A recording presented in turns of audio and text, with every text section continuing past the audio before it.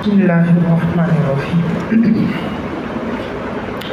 وقال لهم نبیہم، جواب درخواست قوم، اور کہا ان کے نبی یعنی حضرت سمویل علیہ السلام نے، ان آیۃ ملکہ ان یأتیکم التابوت، کہ حضرت طالوت کی بادشاہت کی نشانی یہ ہے کہ آئے گا ان کے پاس ایک صندوق، فیہ سکینۃ من ربکم، اور اس میں اطمینان ہوگا تمہارے رب کی جانب سے، وبقیۃ مما ترک آل موسیٰ و آل ہارون، اور کچھ بچی ہوئی چیزیں ہوں گی یعنی تبرکات آل موسیٰ اور آل ہارون کے، تحملہ الملائکہ، اٹھائے ہوئے ہوں گے فرشتے اسے اٹھائے ہوئے ہوں گے، اور یقیناً اس میں نشانی ہے ان لوگوں کے لیے جو تم میں سے ایمان لے کر آئیں۔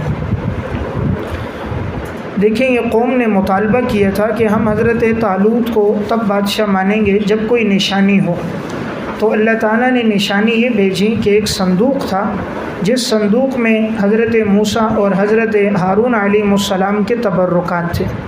وہ تبرکات کیا تھے؟ بعض نے لکھا ہے کہ موسیٰ علیہ السلام کے عصا، اور حضرت ہارون علیہ السلام کی پگڑی، اور بعض نے لکھا ہے اس میں تورات اور تختیاں تھیں، اور موسیٰ علیہ السلام کا لباس تھا جسے آپ پہنا کرتے تھے، آپ کا جبہ تھا۔ تو اس قسم کی وہ چیزیں جسے وہ دونوں انبیاء علیہ السلام اپنے استعمال میں رکھتے تھے وہ اس صندوق میں تھا۔ تو بنی اسرائیل میں اس صندوق کی بڑی عظمت تھی۔ تو اب اللہ نے یہ کیا کہ وہ جو صندوق تھا تو اس کو انہوں نے ایک بیل پہ رکھا تھا۔ میں نے بات عرض کی تھی کہ جب صندوق کو لے کر کفار گئے تھے تو ان پر وبائیں آنا شروع ہو گئی، تو وہ لوگ تنگ ہو گئے اور انہوں نے اس صندوق کو بیل پہ رکھ کے چھوڑ دیا تھا۔ تو فرشتوں نے اب اس بیل کو ہنکایا اور طالوت کے پاس لے کر آئے۔ اب جب حضرت طالوت نے وہ صندوق لیا اور سب کو دکھایا وہ نشانیاں، تو سارے مطمئن ہو گئے کہ واقعی بادشاہت کے لائق یہی ہے کہ ان کے پاس یہ صندوق بھی موجود ہے اور ان کے پاس یہ تبرکات بھی ہیں۔ تو یہی بات آیت میں ہے کہ حضرت سمویل علیہ السلام نے فرمایا ان کی بادشاہت کی نشانی وہ صندوق ہوگا جس میں سکینہ کے نیچے لکھیں تورات، اس میں اطمینان کی چیز ہوگی، وہ اطمینان کی چیز یعنی تورات، و بقیتن، اور کچھ بچی ہوئی چیزیں بریکٹ میں یعنی تبرکات جو حضرت موسیٰ اور حضرت ہارون کے۔ لفظ آل یہاں پر تحسین کلام کے لیے ہے، زائدہ ہے۔ لفظ آل تحسین کلام کے لیے ہے، زائدہ ہے۔ یہ مطلب نہیں کہ حضرت موسیٰ کے آل کی وہ تبرکات ہیں یا حضرت ہارون کے آل کے تبرکات نہیں تھے، بلکہ خود حضرت موسیٰ اور حضرت ہارون علیہ السلام کے تبرکات تھے۔ لیکن لفظ آل جو لایا گیا یہ تحسین کلام کے لیے ہے، اور عرب کے محاورات میں یہ استعمال ہوتا ہے، اور یہاں یہ لفظ زائد ہے۔ جسے فرشتوں نے اٹھایا ہوا تھا، فرشتوں نے اٹھایا تھا مطلب فرشتے ہنکا رہے تھے، تو فرشتوں نے ان بیلوں کو ہنکایا تو وہ حضرت طالوت کے پاس آ گئے۔ یا اپنی حقیقت پہ یہ جملہ محمول ہے، فرشتوں نے اسے اٹھایا ہوا تھا، ہاتھوں میں رکھ کر گویا کہ بیل پہ رکھا ہوا تھا تاکہ وہ بیل پر سے گر نہ جائے، ورنہ جب بیل بھاگے گا لازمی بات ہے صندوق کے گرے گا، تو گویا فرشتوں نے اس کو روحانی طور پہ اٹھایا ہوا تھا، اس لیے وہ صندوق بیل کے اوپر سے گرا نہیں۔ اور یقیناً اس میں نشانیاں ہیں ان لوگوں کے لیے جو تم میں سے ایمان لے کر آئیں۔ اس آیت سے معلوم ہوا انبیاء علیہ السلام کے تبرکات، اور اسی طرح اگر صلحاء کے تبرکات ان سے اگر کوئی استفادہ کرنا چاہے تو کر سکتا ہے۔ دیکھیں آپ صلی اللہ علیہ وسلم کی زندگی میں بھی آپ کے تبرکات تھے نا، حضور وضو فرماتے ہیں تو آپ کا بچا ہوا پانی صحابہ اکرام آپ کے وضو کا پانی اپنے جسم پہ ملتے، آپ صلی اللہ علیہ وسلم پانی پیتے، آپ کا بچا ہوا پانی لیتے، حضور نے اپنے بال کٹوائے، سب نے بالوں کو آپس میں تقسیم کیا، حضور کے ناخن کاٹتے صحابہ لیتے، تو معلوم ہوا انبیاء علیہ السلام کے تبرکات یہ ان کا استعمال کرنا جائز ہے اور یہ باعث برکت ہے۔ اسی طرح اگر کوئی نیک صالح علماء ہو، کوئی ان کا تبرک استعمال کرے، مگر جیسے کوئی بڑا عالم ہے، استاد ہے، کوئی ان کا بچا ہوا پانی پی لیتا ہے، ان کا لباس پہن لیتا ہے، انہوں نے جو امامہ، جو پگڑی، جو ٹوپی زندگی بھر استعمال کی وہ لے لیتا ہے، یا ان کے استعمال میں جو کتاب، جو مصحف رہا کوئی اس میں پڑھتا ہے برکت کے لیے، تو یہ جائز ہے، یہ شرک نہیں۔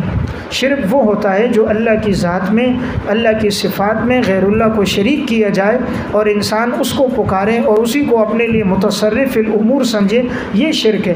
اور انسان اگر یہ نیت کر کے کہ یہ نیک تھا، زندگی بھر انہوں نے اللہ کی عبادت میں زندگی گزاری، میں ان کا لباس پہنوں یا ان کی پگڑی یا ٹوپی استعمال کروں، یا زندگی میں ان کا جھوٹا پانی یا ان کی کوئی چیز استعمال کرے برکت کے لیے، تو کوئی حرج نہیں۔ بعض لوگ جو اس کو شرک کہتے ہیں، یہ بات درست، ہر چیز میں شرک نہیں ہوتا، یہ ایک عقیدت اور محبت ہے۔ ان سے محبت اس وجہ سے کہ وہ دیندار ہے، محبت اس وجہ سے کہ وہ نیک صالح متقی ہے، تو انسان اس بنیاد پہ محبت رکھ کر اگر اپنے استاد کی، کسی شیخ کی کوئی چیز استعمال کرے یا پانی لے تو اس میں شرک نہیں ہے۔ تو بعض لوگوں کی اینک ایسی ہے کہ اس کو ہر چیز میں شرک نظر آتا ہے۔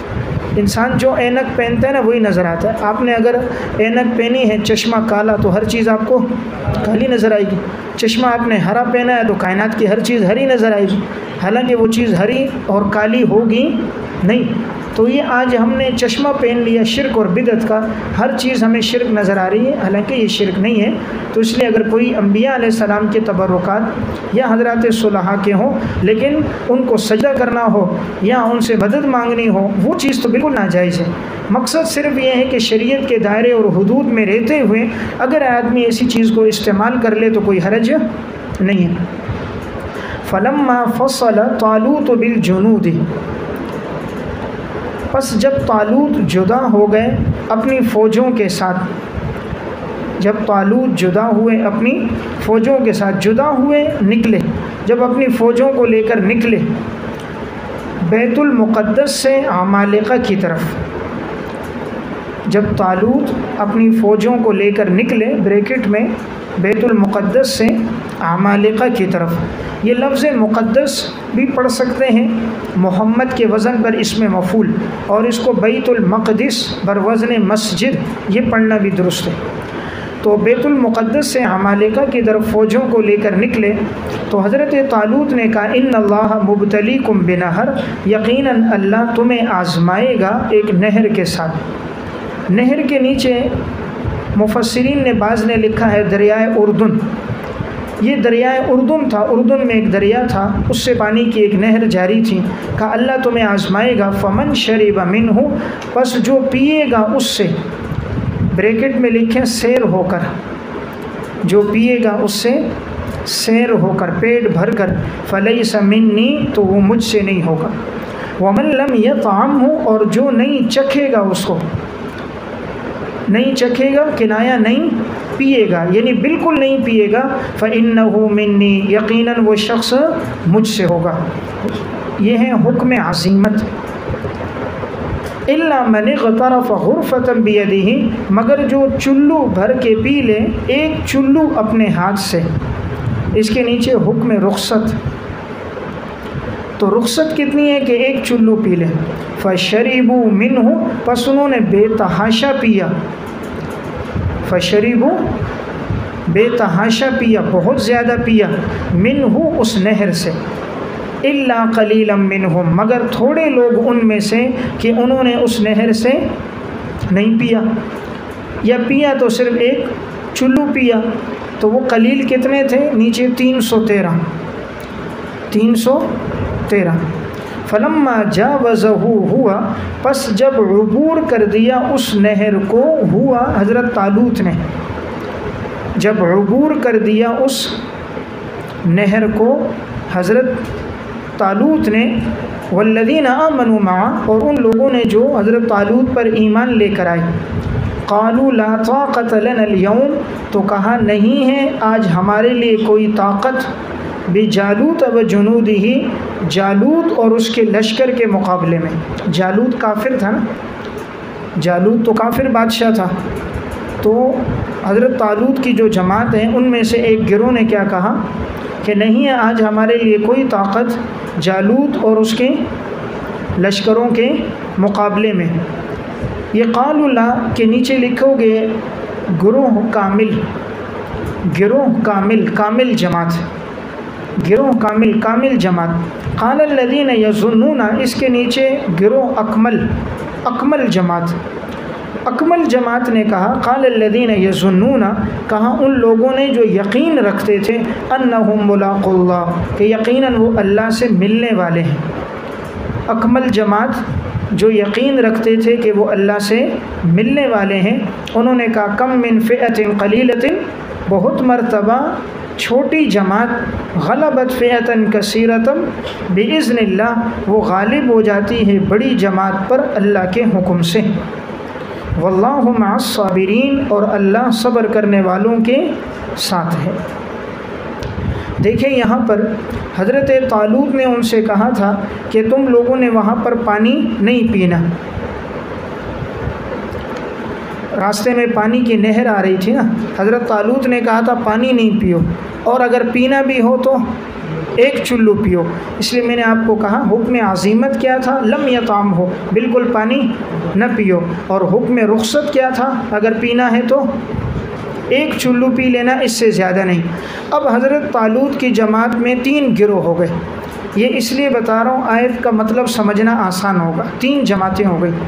پہلی جماعت تھی اکمل لوگوں کی، اکمل لوگوں نے بڑے ایمان والے اکمل، انہوں نے کہا بہت مرتبہ جماعت چھوٹی ہوتی ہے لیکن اللہ کے حکم سے وہ غالب ہو جاتی ہے، تو انہوں نے کہا پریشان ہونے کی ضرورت نہیں، اگرچہ جالوت کا لشکر زیادہ بھی ہو اللہ کی مدد ہمارے ساتھ ہوگی۔ انہوں نے بالکل پانی نہیں پیا، اکمل پانی نہیں پیا، اور یقین اتنا مضبوط تھا، سب کو تسلی دیتے تھے گھبرانے کی ضرورت نہیں ہے، ہمارے ساتھ اللہ ہے، سپر پاور اللہ ہمارے ساتھ ہے۔ دوسرا گروہ تھا کاملین، کاملین جو تھے انہوں نے ایک چلو پانی پیا، یہ رخصت پہ چلے، انہوں نے ایک چلو پانی پی لیا، اور ان کو اپنی قلت تعداد کی فکر ہوئی۔ انہوں نے یہ جملہ کہا کہ بھئی آج ہم کیسے لڑیں گے، ہم تو کم ہیں، جالوت کا لشکر تو بہت زیادہ ہے۔ قالوا لا طاقت لنا اليوم، آج تو ہمارے پاس طاقت نہیں ہے۔ تو یہ جملہ کس نے کہا؟ کاملین نے، اور ان کو فکر کس کی ہوئی؟ اپنی تعداد کی اور قلت کی، کہ ہم تو کم ہیں، کیسے ہوگا۔ تو انہوں نے پانی بھی پیا اور ان کو اپنی تعداد کی بھی فکر ہوئی۔ تو اب یہ بھی تھے لیکن یہ اکمل نہیں ہے بلکہ کامل ہے۔ اب تیسرا گروہ ناقصین کا، ناقص کون لوگ تھے؟ جنہوں نے پیٹ بھر کے پیا، فشربوا منہ، بے تحاشا پانی پیا، کہا تھا نہ پیو، انہوں نے بہت زیادہ پانی پی لیا، یہ ہو گئے ناقص۔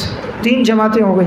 اب جنہوں نے زیادہ پانی پیا تھا وہ لوگ آگے چل نہ سکے، ان کو اتنی پیاس لگئی کہ وہ لوگ آگے بس گر گئے، آگے تو پانی نہیں تھا تو گر گئے وہ لوگ، اور وہ شریک نہ ہو سکے۔ اللہ نے ان کو توفیق، کیونکہ انہوں نے بات نہیں مانی تو پانی زیادہ پی لیا، ان کو آگے پیاس لگ گئی اور وہ اس میں شریک ہی نہ ہو سکے جہاد میں۔ جو دوسرا گروہ تھا اکمل، جنہوں نے ایک چلو پانی پیا، لڑے تو صحیح وہ، لیکن ان کو بھی پیاس لگی، ایک چلو پی لیا تھا لیکن پیاس لگی، لیکن جو عزیمت پہ چلے نہیں پیا، ان کو پوری جنگ میں کوئی پیاس نہیں لڑی، اور اکمل والے آگے لڑتے گئے اور ان کو اللہ نے غلبہ بھی دے دیا۔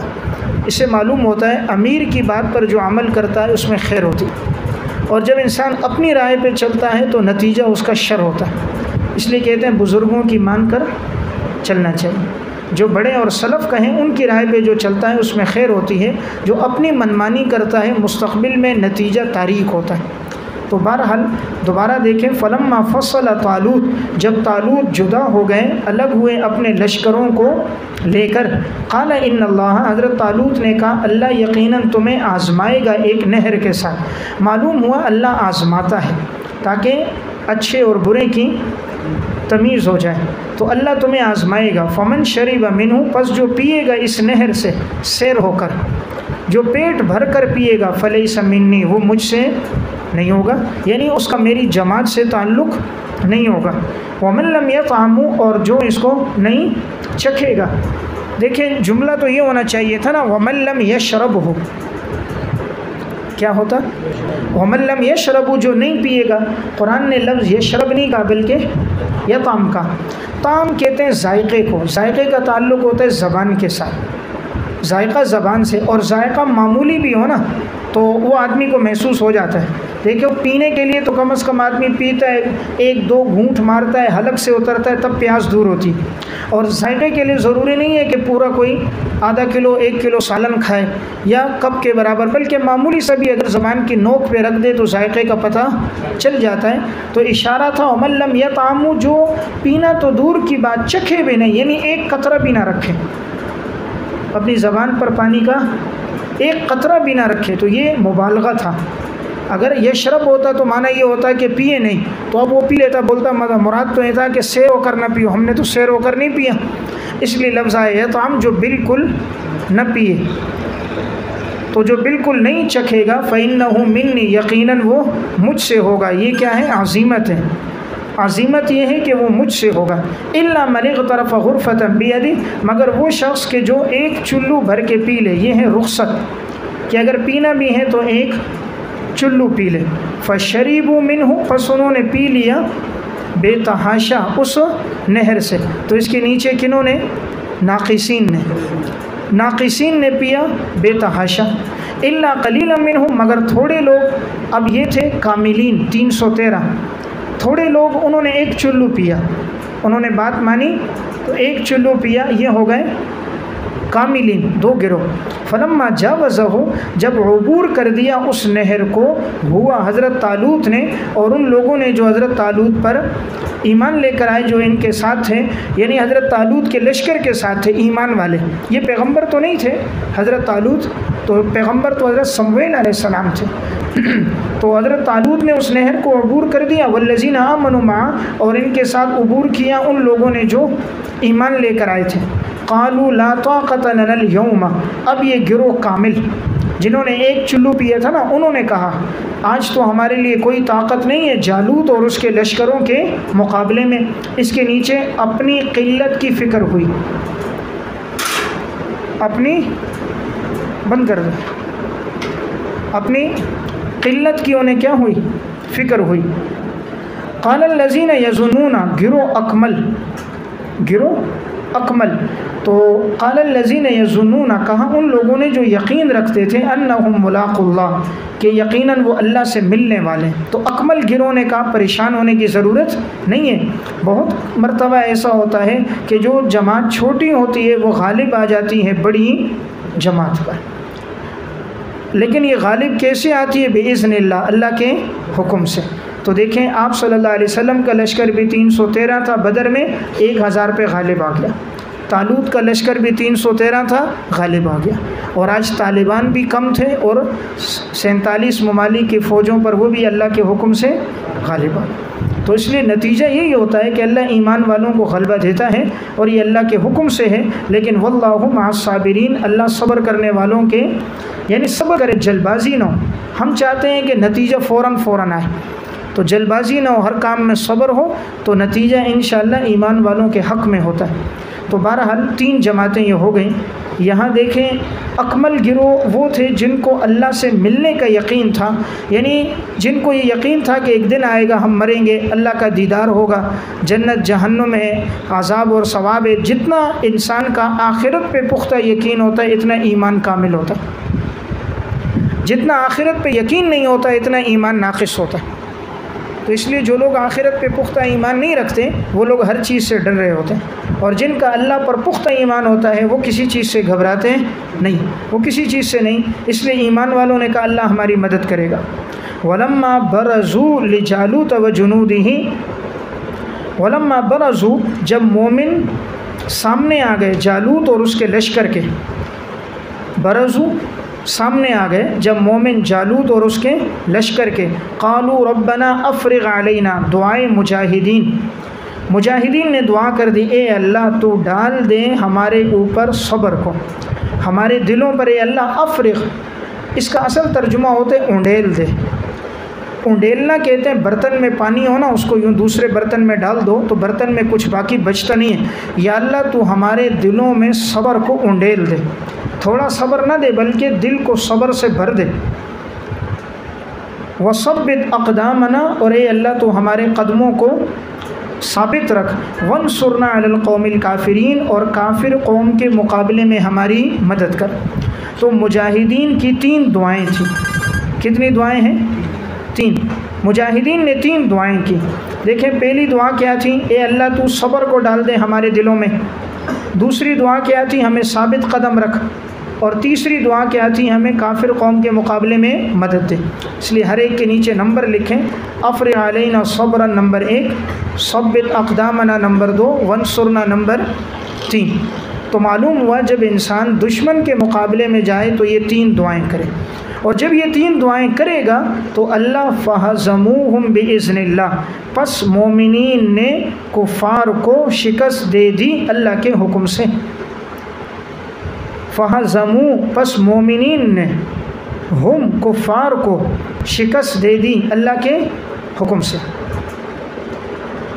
مومنین نے کفار کو شکست دی اللہ کے حکم سے۔ تو جب یہ 3 دعائیں ہوتی ہیں نا تو پھر اللہ کی مدد آتی ہے۔ اس لیے مسلمان ہر وقت اس کی نظر اللہ پہ ہونی چاہیے، اپنی طاقت، اپنے ہتھیار اور اسباب پہ نگاہ نہیں ہونی چاہیے۔ وقتل داؤد جالوت، حضرت داؤد علیہ السلام نے جالوت کو قتل کیا۔ وآتاہ اللہ الملک والحکمہ، اور اللہ نے حضرت داؤد کو عطا کر دی بادشاہت بھی، والحکمہ، اور نبوت بھی۔ حکمہ، نبوت بھی، اللہ نے حضرت داؤد علیہ السلام کو 2 چیزیں عطا کر دی۔ دیکھیں حضرت داؤد علیہ السلام سے پہلے انبیاء علیہ السلام میں ایک چیز ہوتی تھی، یا نبی کو نبوت ملتی تھی، بادشاہت نہیں ہوتی تھی۔ حضرت داؤد علیہ السلام کو پہلے نبی ہیں، اللہ نے ان کو دونوں چیزیں دے دیں، بادشاہت بھی اور نبوت بھی۔ اور حضرت داؤد نے کس کو قتل کیا؟ جالوت کو۔ معلوم ہوا پیغمبر اپنے دور کا سب سے بہادر انسان ہوتا ہے، سب سے بہادر ہوتا ہے کہ اس دور کا یہ سب سے بڑا کافر، مکمل ہتھیار میں لیس، کوئی جگہ خالی نہیں۔ حضرت داؤد علیہ السلام نے پتھر 3 مارے، تیر مارا، اور اللہ نے اس کو قتل کر دیا۔ معلوم ہوا پیغمبر سب سے زیادہ طاقتور کہ اکیلے ان کے مقابلے کے لیے نکلے۔ غلام احمد قادیانی، یہ اس نے بھی نبوت کا دعویٰ کیا، اور باہر پٹاخہ بھی بجتا تھا تو اس کا پیشاب نکل جاتا تھا۔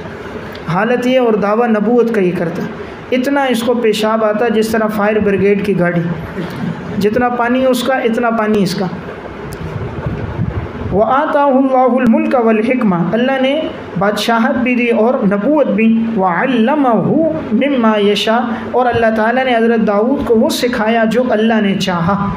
معلوم ہوا پیغمبر کو علم اللہ دیتا ہے، پیغمبر کے دل میں اللہ علم کا القاء کرتا ہے، اللہ نے علم دیا۔ وَلَوْلَا دَفْعُ اللَّهِ النَّاسَ، حکمت مشروعیت جہاد، حکمت مشروعیت جہاد، جہاد کا حکم اللہ کیوں دیتا ہے؟ تو مشروعیت جہاد کیا ہے؟ لکھیں دفع فساد، دفع فساد۔ جہاد کا حکم اس لیے ہوتا ہے تاکہ کائنات سے فساد دفع ہو۔ وَلَوْلَا دَفْعُ اللَّهِ النَّاسَ بَعْضَهُمْ بِبَعْضٍ، اگر اللہ تعالیٰ دور نہ کرتا لوگوں سے، ان میں سے بعض کے ذریعے بعض سے فساد کو اگر اللہ دور نہ کرتا، پہلے والے بعضہم کے نیچے مفسدین، دوسرے والے ببعض کے نیچے مصلحین، اگر اللہ تعالیٰ مصلحین کے ذریعے مفسدین کے فساد کو دور نہ کرتا تو لفسدت الارض، تو زمین میں فساد ہو جاتا۔ اگر اللہ مصلحین کے ذریعے سے مفسدین کے فساد کو دور نہ کرتا تو زمین میں فساد ہو جاتا، لیکن اللہ بڑے فضل والا ہے تمام جہان والوں پر۔ یعنی جہاد کی مشروعیت کا سبب کیا ہوا؟ دفع فساد۔ اگر یہ جہاد نہ ہوتا، جو لوگ مفسد ہیں تو یہ لوگ ساری کائنات میں فساد کرتے، ہر ظالم آتا، کافر آتا، مسلمانوں پہ بمباری کرتا، مار کے چلا جاتا۔ اب جب انہیں پتہ ہے مسلمان اپنا دفاع کریں گے، جہاد کریں گے، تو کوئی کافر اتنی آسانی کے ساتھ کسی مسلمان کی طرف نگاہ نہیں اٹھائے گا، تو گویا اس کا مقصد دفع فساد ہے۔ یہ جہاد کی مشروعیت ہے۔ تلک آیات اللہ نتلوہا، اس بات رسالت، تلک آیات اللہ، یہ اللہ کی نشانیاں ہیں، نتلوہا علیک بالحق، کہ ہم پڑھتے ہیں اسے آپ پر ٹھیک ٹھیک، ہم آپ پر ان نشانیوں کو ٹھیک ٹھیک پڑھتے ہیں۔ وَإِنَّكَ لَمِنَ الْمُرْسَلِينَ، اور یقیناً آپ بھیجے ہوئے میں سے ہو، رسولوں میں سے ہو، یعنی ہم نے آپ کو رسول بنا کر بھیجا ہے۔ یقیناً آپ رسولوں میں سے ہو۔ بات سمجھ آ گئی؟ دیکھیں پہلے بھی تذکرہ حضرت داؤد علیہ السلام کا ہوا نا، تو داؤد علیہ السلام کو اللہ نے بادشاہت بھی دی اور نبوت بھی، تو اسی مناسبت سے تلک آیات اللہ میں کہ نشانیاں ہم نے آپ کو دی، ہم نے آپ کو بھی رسول بنایا۔ داؤد بھی رسول، آپ بھی رسول، اب آگے بھی رسول، تلک الرسل فضلنا، تو یہ ہو گیا ربط کہ ماقبل میں بھی رسول کا تذکرہ اور وَإِنَّكَ لَمِنَ الْمُرْسَلِينَ میں بھی رسول کا تذکرہ اور آگے بھی رسول کا تذکرہ۔ ایک قاری صاحب نماز پڑھا رہے تھے، قاری صاحب پڑھ رہے تھے وَلَمَّا بَرَزُوا لِجَالُوتَ وَلَمَّا بَرَزُوا، پیچھے ایک پٹھان کھڑا تھا، کافی دیر ہو گئی، رکوع میں نہیں جا رہا، آگے بھی نہیں آ رہا، اس نے کہا وَلَمَّا قَتَزُوا،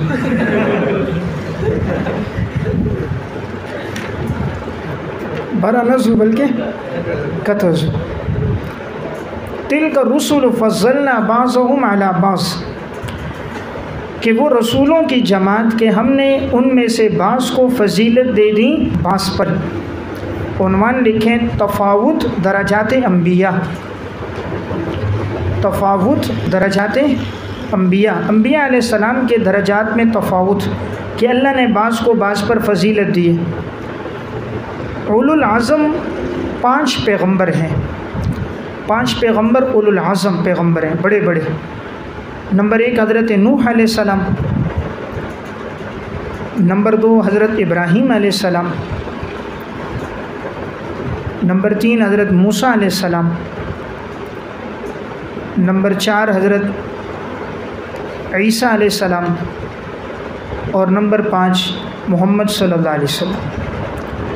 اب ان 5 انبیاء میں سب سے بڑا درجہ ہے رسول اللہ صلی اللہ علیہ وسلم کا۔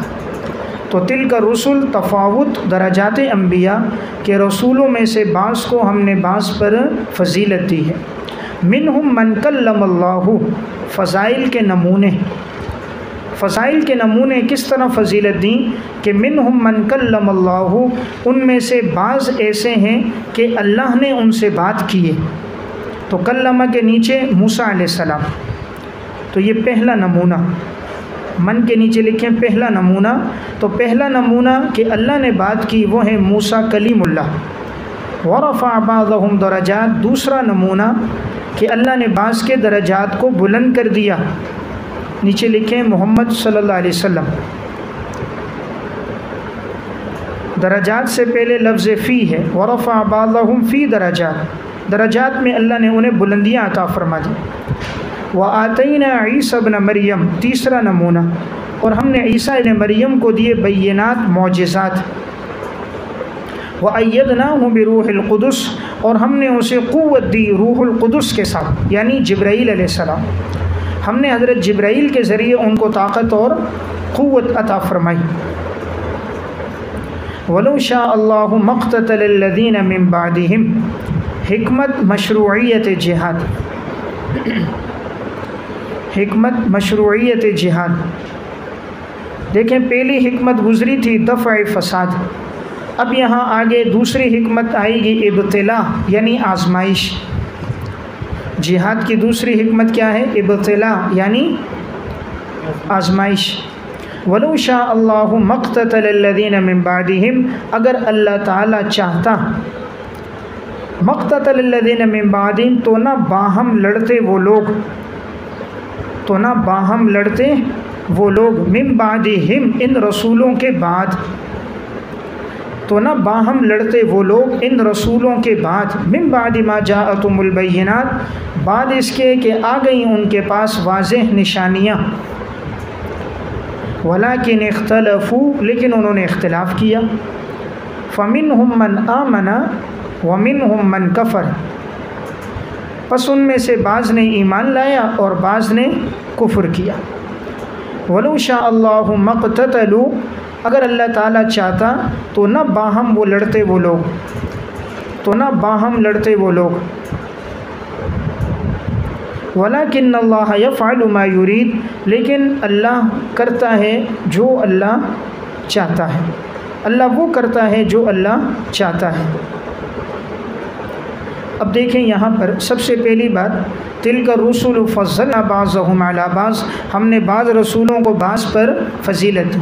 بعضهم معرفہ ہے اور علی بعض نکرہ ہے، بعض اضافت کی وجہ سے کیا ہے معرفہ ہے۔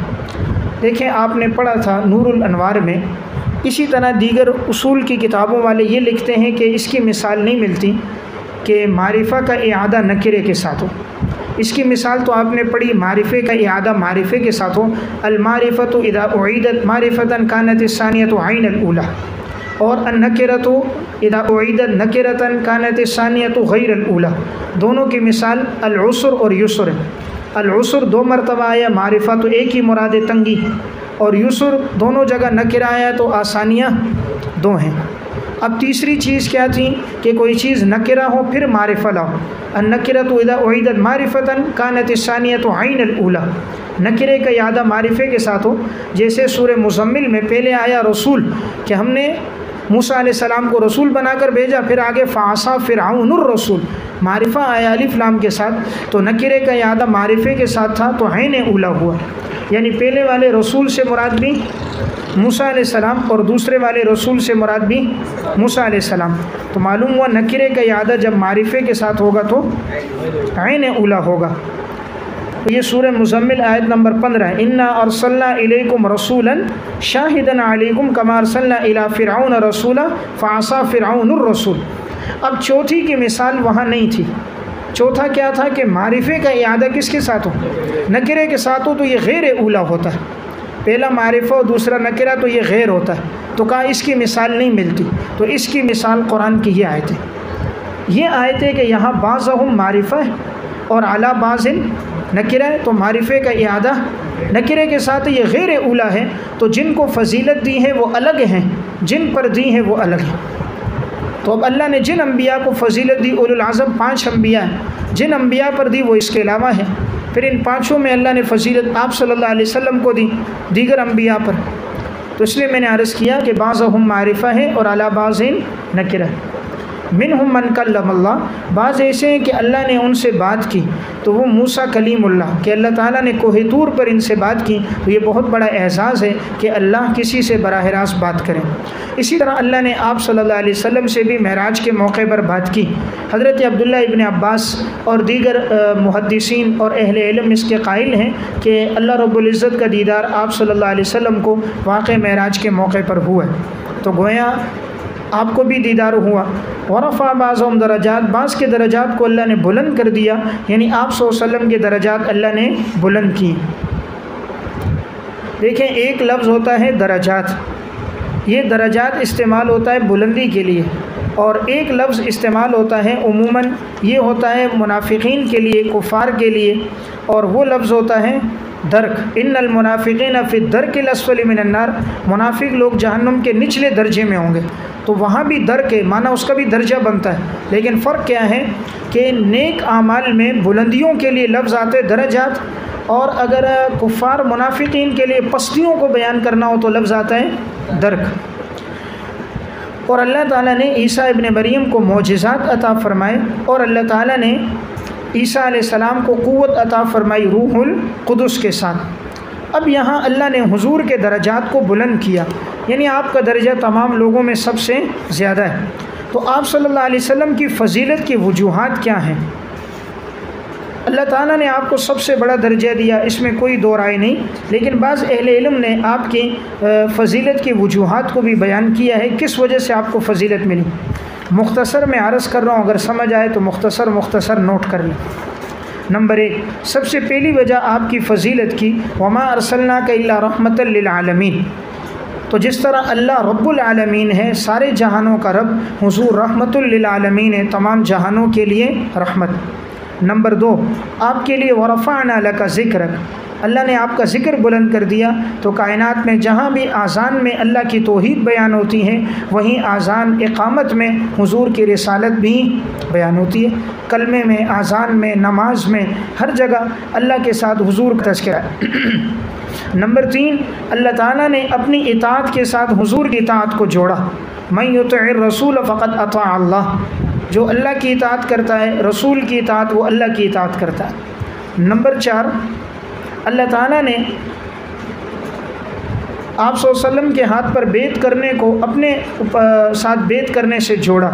ان الذین یبایعونک انما یبایعون اللہ، جو آپ کے ہاتھ پر بیعت کر رہے ہیں حقیقت میں وہ گویا کہ اللہ کے ہاتھ پہ بیعت کر رہے ہیں۔ نمبر 5، اللہ کی جس طرح عزت آپ صلی اللہ علیہ وسلم کی بھی عزت ہے، اللہ نے حضور کی عزت کو اپنی عزت کے ساتھ جوڑا۔ وَلِلَّهِ الْعِزَّةُ وَلِرَسُولِهِ، اللہ اور اللہ کے رسول کے لیے عزت ہے۔ نمبر 6، اللہ تعالیٰ نے اپنی پیغمبر کی رضامندی کو اپنی رضامندی کے ساتھ جوڑا۔ احق ان یرضوہ، یہ زیادہ پسندیدہ ہے کہ تم اللہ کے رسول کو راضی کرو۔ نمبر 7، جس طرح اللہ کی پکار کو قبول کرنا لازم ہے، رسول کی پکار اور دعوت کو قبول کرنا بھی لازم ہے کہ استجیبوا للہ وللرسول اذا دعاکم، اللہ کی پکار کو بھی قبول کرو اور اللہ کے رسول کی پکار کو بھی قبول کرو۔ نمبر 8، اللہ تعالیٰ نے آپ صلی اللہ علیہ وسلم کو جو معجزات دیے وہ سب سے بڑھ کر آپ کو معجزہ دیا وہ قرآن کریم۔ آپ کا معجزہ علمی تھا، باقی انبیاء کے معجزات حسی تھے جو ختم ہو گئے، اور آپ کا معجزہ آج بھی باقی ہے۔ نمبر 9، اللہ تعالیٰ نے انبیاء علیہ السلام کے تذکرے کے بعد کہا نا اولئک الذین ھدی اللہ فبہداہ مقتدہ، حضور کو فرمایا تم ان کی پیروی کرو۔ تو آپ صلی اللہ علیہ وسلم ان کے جو اعمال حسنہ ہیں ان کی پیروی کرتے ہیں، لیکن آپ بعد میں آئے تو آپ کی شریعت ناسخ ہے، اور عموماً ناسخ منسوخ سے افضل ہوتا ہے، اس لیے آپ بعد میں آئے تو آپ کی شریعت سب سے بڑھ کر ہے، تو آپ کو اعمال حسنہ میں ان کی پیروی کرنے کا حکم ہے، اور پوری کائنات آپ کی پیروی کر رہی ہے، تو آپ کی شریعت سب سے بڑھ کر ہے۔ نمبر 10، آپ صلی اللہ علیہ وسلم کو تمام مخلوق کے لیے نبی بنا کر بھیجا گیا۔ پہلے انبیاء ایک علاقے، ایک گاؤں، ایک شہر کے لیے تھے، آپ تمام کے لیے ہیں۔ اور نمبر 11، آپ کی امت سب سے بڑھ کر ہے، حضور کی امت کی 80 صفیں ہوں گی، باقی انبیاء کی 40 صفیں ہوں گی، تو آپ کی امت سب سے بڑھ کر ہے، متبعین۔ اور نمبر 12، آپ صلی اللہ علیہ وسلم کا دین اسلام تمام دینوں میں سب سے افضل ہے،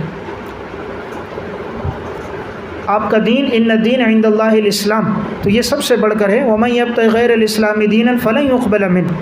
اور نمبر 13، آپ صلی اللہ علیہ وسلم نے فرمایا آدم ومن دونہ تحت اللواء یوم القیامہ، حضرت آدم اور ان کے علاوہ سب قیامت کے دن میرے جھنڈے کے نیچے ہوں گے، یعنی قیامت کے دن سرداری کس کی ہوگی؟ رسول اللہ صلی اللہ علیہ وسلم کی ہوگی، اسی لیے حدیث میں آتا بھی ہے، آپ صلی اللہ علیہ وسلم نے فرمایا قیامت کے دن میں سردار ہوں گا، اور یہ میرے لیے کوئی فخر کی بات نہیں۔ آپ نے فرمایا وَمُوسَى نَجِيءُ اللَّهِ وَهُوَ كَذَلِكَ وَأَنَا حَبِيبُ اللَّهِ وَلَا فَخْرَ وَأَنَا حَامِلُ لِوَاءِ الْحَمْدِ يَوْمَ الْقِيَامَةِ وَلَا فَخْرَ وَأَنَا أَوَّلُ مَنْ يُحَرِّكُ حَلَقَةِ الْجَنَّةِ فَيُفْتَحُ لِي فَأَدْخُلَهَا وَمَعِي فُقَرَاءُ الْمُؤْمِنِينَ وَأَنَا أَكْرَمُ الْأَوَّلِينَ وَالْآخِرِينَ وَلَا فَخْرَ۔ سنن ترمذی کی روایت ہے۔ بہرحال آپ صلی اللہ علیہ وسلم کی یہ چند باتیں میں نے عرض کر دیں کہ اللہ نے اس وجہ سے حضور کو سب سے بڑا مقام عطا فرمایا، تو بعض اہل علم نے یہ چند باتیں نقل کی، حالانکہ اور بھی بہت سی ہیں حضور کے فضائل اور مناقب، آپ کے معجزات، تو وہ تو تفصیل کے ساتھ امام بیہقی نے ان کو دلائل النبوہ میں، اور ابو نعیم اصفہانی رحمۃ اللہ علیہ نے بھی دلائل النبوہ میں ذکر کیا۔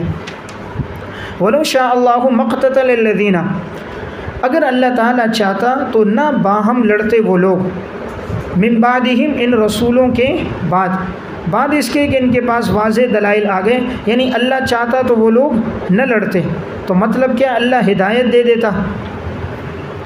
وَلَوْ شَاءَ اللَّهُ کے بعد عبارت لکھیں وَلَوْ شَاءَ اللَّهُ ہدایت الناس جميعا، ہدایت الناس جميعا، اگر اللہ چاہتا سب کو ہدایت دے دیتا، تو جب سب کو ہدایت ہوتی تو وہ لوگ آپس میں نہ لڑتے، لیکن اللہ نے سب کو ہدایت کیوں نہیں، پھر تو جبر ہو جائے گا نا، پھر تو زبردستی گویا اللہ لوگوں کو مسلمان کر رہا ہے، حالانکہ لا اکراہ فی الدین، اس لیے اللہ جبر نہیں کرتا، اختیار دیتا ہے، مرضی ہے۔ ولیکن اختلفوا، لیکن انہوں نے اختلاف کیا، فمنہم من آمن، پس ان میں سے بعض ایمان لے کر آئے اور بعض نے کفر کر دیا۔ پھر اس اختلاف میں نوبت کہاں تک پہنچ گئی؟ قتل و قتال تک۔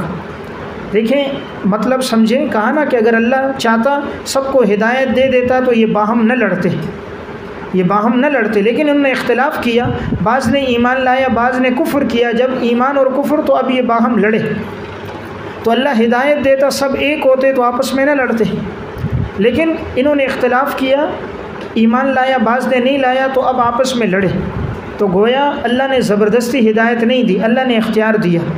وَلَوْ شَاءَ اللَّهُ مَا اقْتَتَلُوا، یہ تاکید ہے، پہلے بھی یہی جملہ تھا، دوبارہ تاکید کے لیے، اور اس کے نیچے لکھیں حکمت تکوینی ہے، تکوینی حکمتیں، اگر اللہ چاہتا تو مقتتلوا، تو یہ باہم نہ لڑتے، اللہ چاہتا تو یہ باہم نہ لڑتے۔ بریکٹ میں لکھیں لیکن دین میں جبر نہیں ہے، لیکن دین میں جبر نہیں ہے، اگر اللہ زبردستی ہدایت دے دیتا تو پھر تو ہوتا یہ تو زبردستی دین قبول کروایا گیا، اس لیے اللہ نے سب کو جبراً ہدایت نہیں دی۔ وَلَكِنَّ اللَّهَ يَفْعَلُ، اللہ کرتا ہے وہ جو اللہ چاہتا ہے، یعنی اللہ کرتا ہے، اللہ مجبور نہیں ہے، جس کو چاہے اللہ ہدایت دیتا ہے، جس کو چاہے اللہ گمراہ کر دیتا ہے، جو چاہے اللہ کرتا ہے، وہ اللہ مجبور نہیں ہے، کسی کا پابند نہیں ہے۔ یا ایھا الذین آمنوا، انفاق کا ذکر 5ویں مرتبہ، اے ایمان والو، انفقوا، تم خرچ کرو، مما رزقناکم، اس میں سے جو ہم نے تمہیں دیا ہے، قبل اس کے کہ ان یاتی یوم لا بیع فیہ، کہ وہ دن آ جائے جس میں خرید و فروخت نہ ہو، خرید و فروخت نہ ہو، ولا خلۃ، نہ کوئی دوستی ہو، ولا شفاعۃ، نہ کوئی سفارش ہو، والکافرون هم الظالمون، اور کافر لوگ ہی ظالم لوگ ہیں، کافر ہی ظالم لوگ ہیں۔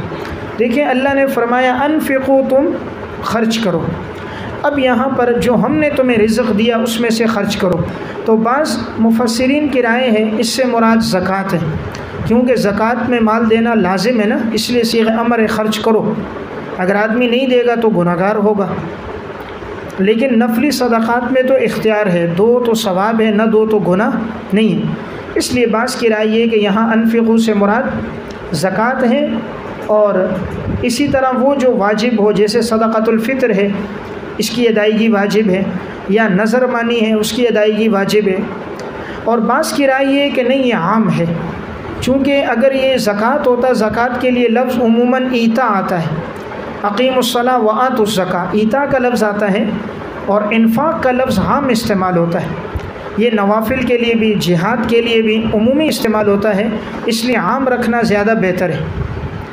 اللہ فرما رہے خرچ کرو اس میں سے جو ہم نے دیا، یعنی تمہارا کوئی کمال نہیں ہے، بلکہ یہ ہماری عطا ہے، ہمارے عطا کردہ مال میں سے سب نہ دو، مما تبعیضیہ ہے، بعض مال دے دو، قبل اس کے کہ وہ دن آئے جس میں کوئی بیع و شرا نہ ہو، یعنی جس میں کوئی چیز اعمال خیر کا بدل نہیں ہوگی، بیع و شرا نہیں ہوگی، کیا لکھیں گے بریکٹ میں لکھیں، جس میں کوئی چیز اعمال خیر کا بدل نہیں ہوگی، یعنی وہاں انسان پیسہ دے کر نیکیاں نہیں لے سکتا، کہ وہاں آدمی یہ کرے، بیع و شرا کرے جیسے دنیا میں، تو وہاں کوئی چیز اعمال خیر کا بدل نہیں ہوگی، ولا خلۃ، اور نہ دوستی ہوگی، لیکن دنیا میں تو دوست کام آ جاتے ہیں، لیکن کافر اور آخرت کے اندر کوئی دوستی کام نہیں آئے گی۔ یہ جو دوستی کی نفی ہے، یہ نفی عام ہے، عمومی دوستی، البتہ متقین کی دوستی کام آئے گی، الاخلاء یومئذ بعضهم لبعض عدو الا المتقین، کس دوستی کی نفی ہے؟ عمومی دوستی، کفار فجار کی، لیکن متقین کی دوستی فائدہ دے گی، کہ قیامت کے دن متقی لوگ ایک دوسرے کے دوست ہوں گے، ولا شفاعت، کوئی سفارش۔ اب یہاں سوال یہ ہوتا ہے کہ دیگر آیات اور احادیث سے معلوم ہوتا ہے کہ سفارش تو فائدہ دے گی، حافظ قرآن 10 کی سفارش کرے گا، عالم کرے گا، شہید کرے گا، انبیاء علیہ السلام کی ہوگی، تو اس کی یہاں جو نفی ہے تو جواب یہ ہے کہ یہ نفی اختیاری سفارش کی، یہ نفی اختیاری سفارش کی ہے، انسان اپنے اختیار سے نہیں کر سکتا، سفارش وہ کرے گا جس کو اللہ اجازت دے گا، اگر اللہ تعالیٰ کسی کو اجازت نہ دے تو اللہ کے اذن کے بغیر کوئی آدمی سفارش نہیں کر سکتا۔ यौम यक़ूमु रूह वल मलाइकतु सफ़्फ़न ला यतकल्लमूना इल्ला मन अज़िन लहु रहमान व क़ाल सवाबा। इंसान कलाम करेगा, सिफारिश करेगा, अल्लाह के हुक्म और अमर से करेगा। तो ये नफ़ी इख्तियारी की है। ये नंबर 2, ये नफ़ी उस सिफारिश की है जो कुफ़ार आपस में करें। कोई काफिर अगर किसी के लिए, काफिर के लिए करेगा तो वो फ़ायदा नहीं होगा। या नंबर 3, ये जो नफ़ी है ये जिससे उम्मीद रखते थे ना अपने माबूदान बातिला से, बुतों से, माबूदान से, कि वो सिफारिश करेंगे तो वो इनके कोई काम नहीं आएंगे, उनकी सिफारिश की नफ़ी है।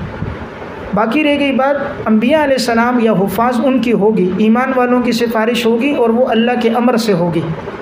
वल काफिरून हुमुज़ ज़ालिमून, और ये काफिर लोग ही ज़ालिम लोग हैं। यानी ये आमाल और माल को बेमौका इस्तेमाल करते हैं, ये आमाल और माल को बेमौका इस्तेमाल करते हैं, इसलिए ज़ालिम है। आमाल को भी सही इस्तेमाल नहीं करते और माल को भी हक़ के रास्ते में नहीं लगाते, इस वजह से ये लोग ज़ालिम लोग। देखिए यहाँ ये नहीं आया वज़्ज़ालिमून हुमुल काफ़िरून, फिर तो मतलब होता हर ज़ालिम काफिर है। दुनिया में तो हर आदमी से जुल्म हो रहा है, तो फिर तो हर ज़ालिम काफिर होता। ये ताबीर नहीं आई, बल्कि ताबीर बरक्स आई, काफिर लोग ही ज़ालिम लोग हैं। हर ज़ालिम काफिर नहीं है, बल्कि हर काफिर ज़ालिम है। तो उमूम खुसूस मुतलक की निस्बत है। फिर दरमियान में हम का जो जुमला है ये हसर के लिए है, हम का जुमला हसर के लिए है, काफिर लोग ही ज़ालिम लोग हैं, यानी पक्के ज़ालिम यही हैं। अब ये तो जुल्म की तशरीह हुई, ये शिरक है, इन्ना शिरक लज़ुल्मुन अज़ीम। और यह नंबर 2 जुल्म इस लिहाज से कि ये हर चीज़ को बेमौका इस्तेमाल करते हैं, बेमहल, माल को भी बेमहल इस्तेमाल करते हैं, बेमौका, ज़िंदगी को भी गलत कामों में लगाते हैं बेमौका, इस वजह से ये लोग ज़ालिम। जुल्म वज़्उ शै फ़ी गैरि महल्ली है ना, तो ये हर माल को और जान को, आमाल को बेमौका इस्तेमाल करते हैं, इस वजह से ये लोग ज़ालिम लोग हैं। आयतुल कुर्सी पे इंशाअल्लाह कल तफसीली बात करें।